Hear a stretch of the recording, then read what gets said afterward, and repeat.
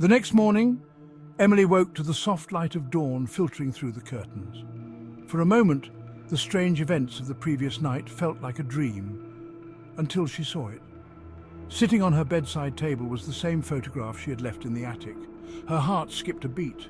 The photo had changed. A man now stood in the corner of the image, dressed in dark, old-fashioned clothes, his face obscured by a wide-brimmed hat. But his cold, hollow eyes stared directly at her. Emily dropped the photo, backing away. Fear gripped her. Her mind raced. How had it followed her downstairs? Her phone buzzed. It was a text from an unknown number. "The attic holds the key. I'm waiting." The attic door creaked upstairs. Emily's stomach churned, but she had to know what was going on.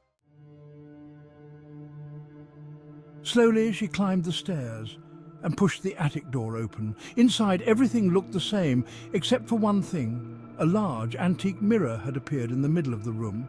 Its surface gleamed, untouched by dust. Something urged her to approach it, though every instinct screamed for her to turn back. She wiped the dust off the mirror and froze. In the reflection, she could see the attic, but behind her stood the man from the photograph.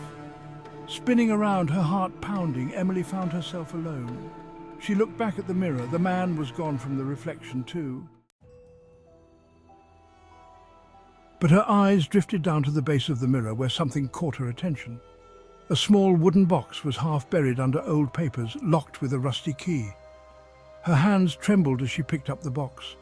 Beside it, lying forgotten in the dust, was a small iron key. She hesitated, but a force stronger than her fear compelled her forward.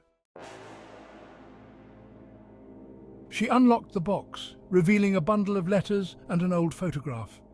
This time, the man's face was clearer, and she recognized him instantly. It was her grandfather.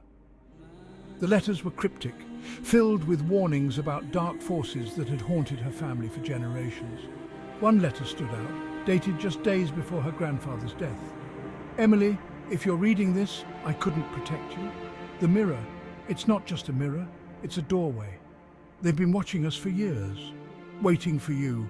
Destroy it before it's too late." The words chilled her to the bone. Her grandfather had known. He had been trying to protect her from whatever lurked inside the mirror. Suddenly, the mirror's surface rippled like water. Shadows shifted within the glass, and a hand reached out from the reflection.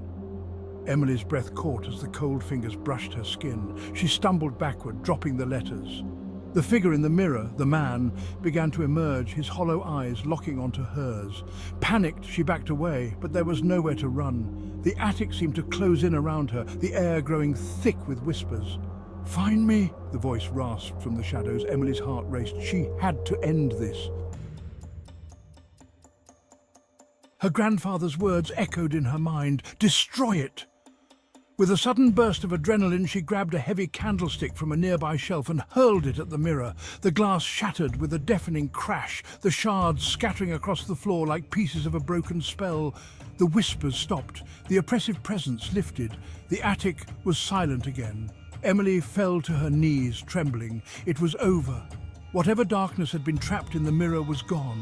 She looked at the shattered pieces on the floor, afraid to see her reflection again. But as the dust settled, all she saw was her own face. No shadows, no man, just her. As she left the attic, closing the door behind her, Emily felt lighter. The house was peaceful for the first time since she had arrived. But as she stepped outside, her phone buzzed one last time. A final text from the unknown number. "It's not over." Emily stared at the message, her heart pounding in her chest. She thought it was over, but deep down she knew some secrets never stay buried.